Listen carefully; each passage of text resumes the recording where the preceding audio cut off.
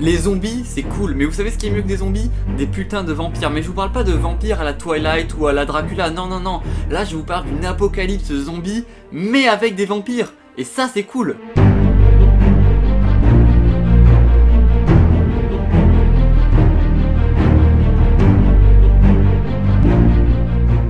DC vs Vampire, scénarisé par James Tynion Force et Matthew Rosenberg avec Otto Smith au dessin, va nous raconter comment l'univers DC entier va faire face à une invasion de vampires. Et là où c'est bien joué, c'est que les vampires ont forme humaine, ce qui fait qu'on ne sait pas dans les premiers chapitres qui sont les gentils et qui sont les méchants. C'est un peu comme en politique finalement. Et quand je vous dis qu'ils sont méchants, c'est pas des méchants à la Marvel, hein. Là il y a Green Lantern qui passe quelqu'un dans un mixeur, pour que vous vous rendiez compte quand même. Alors non, c'est pas du spoil, c'est littéralement dans le premier chapitre, ne vous inquiétez pas, il y aura pas de spoil majeur, je vous laisse profiter et découvrir tous ces bangers. Et ce qui est vraiment cool dans le comic, c'est que j'ai personnellement beaucoup aimé, c'est le fait en fait que l'univers DC soit extrêmement bien exploité. Les deux scénaristes connaissent en effet extrêmement bien l'univers et on a beaucoup de personnages qui sont amenés, ça balaye extrêmement large. On a par exemple les Teen Titans, la Bat Family, la Justice League, on a Arrow, on a Supergirl, on a aussi des personnages un petit peu moins connus comme par exemple Steel, Grifter ou encore Booster Gold, on a même Ratcatcher, enfin c'est absolument génial. Et en plus de ça, il y a Constantine et Zatanna pour être sûr que je perde toute objectivité. Et ce qui est encore plus réussi, c'est la façon dont les personnages interagissent ensemble. Le moment où t'as Green Arrow qui se fait un arc dans Swamp Thing, j'en fais encore des rêves la nuit, vraiment c'est incroyable. Et franchement le côté tension dramatique est vraiment très bien exploité aussi parce que comme je vous ai dit, on ne sait pas au début qui sont les méchants et qui sont les gentils et ça franchement c'est très bien exploité et ça renouvelle un peu la formule je trouve. Bon après on a vraiment deux temps dans le récit, on a plutôt la première partie avec un jeu de mascarade, on sait pas trop qui sont les méchants, qui sont les gentils, etc. Et après dans la seconde partie ça part en couille, ça devient une apocalypse de vampires, le ciel il devient rouge tellement c'est le bordel, enfin c'est franchement génial. Et pour finir sur les interactions, on a la relation Nightwing et Batgirl qui sont, non c'est l'inverse plutôt, Nightwing et Batgirl qui est vraiment extrêmement bien exploité. Et en plus de ça, le comic se sortait en même temps que les numéros 96, 97 et suivants de Nightwing à peu près, ce qui fait qu'on a plein de références à la continuité principale et vraiment ça ancre les personnages et ça les rend encore plus crédibles. Parce que oui, dans ce récit on a vraiment l'impression que c'est la continuité principale qui part en couille, ça c'est vraiment très bien fait, parce que dû aux nombreuses références à la continuité principale, du coup on a vraiment l'attachement au personnage, plus que dans des séries comme Injustice par exemple.